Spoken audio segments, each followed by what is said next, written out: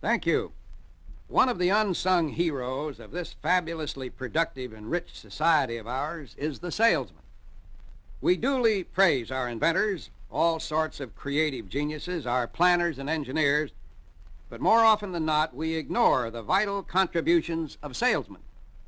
Without its salesman, no business, however commendable its product or however flashy its advertising, can prosper.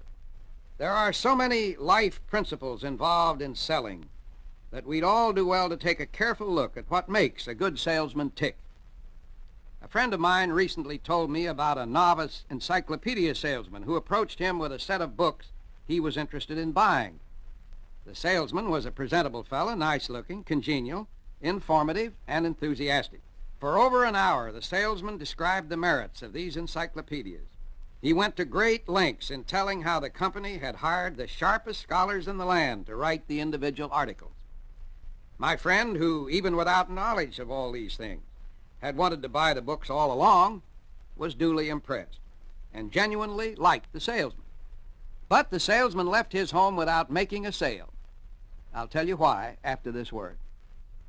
Even after a dazzling display of salesmanship by a very likable salesman, my friend did not purchase the set of encyclopedias he'd had his heart set on buying.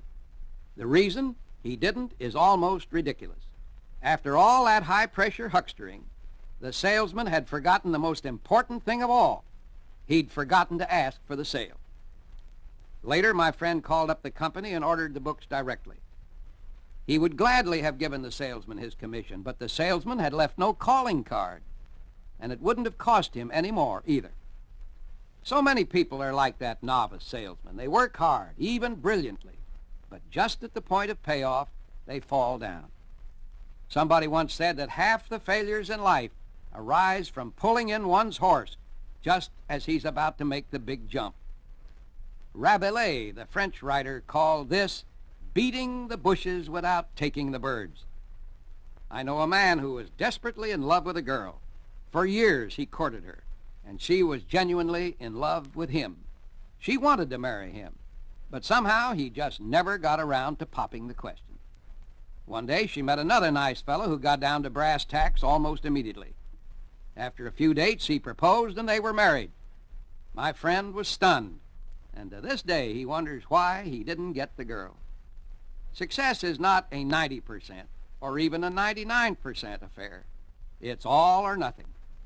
The secret lies in fixing your mind on what it is you want out of life and finding the shortest, most direct route to your goal.